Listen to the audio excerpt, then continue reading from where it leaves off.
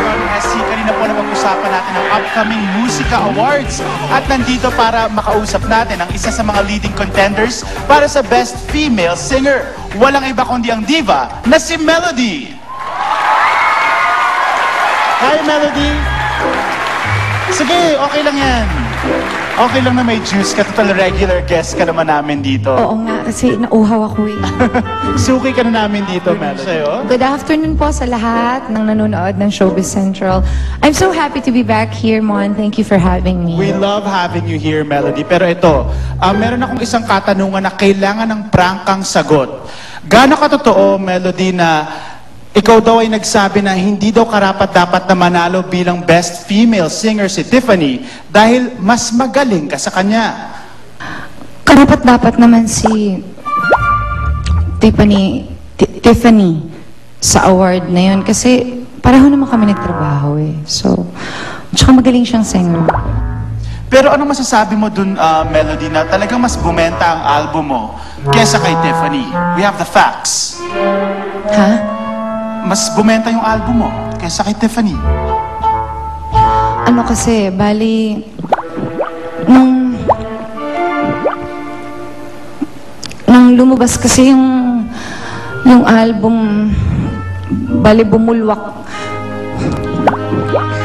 ano eh, yung lalabas na kasi, Mon. I mean, lumabas na, ano ba yung pinag-uusapan natin, Mon? Ang init dito sa studio. Kumukulo. Are you okay, Melody? Hindi nga ako sure. Next question. Melody, are you okay? Yeah, sure.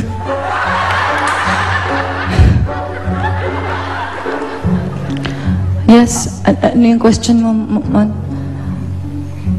Kasi, alam mo, pagka yung chan mo kasi, pagka yung...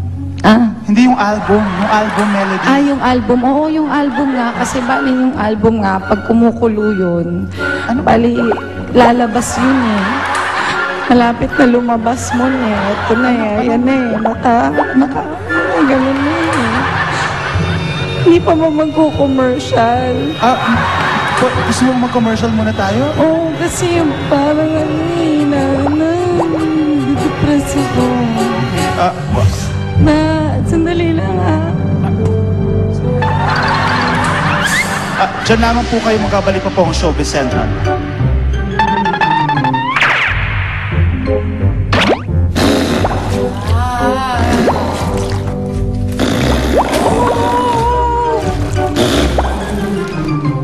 Ano ba yan?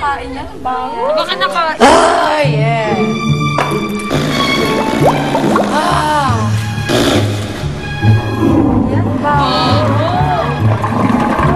Ano ba yan? Baka nakain yan.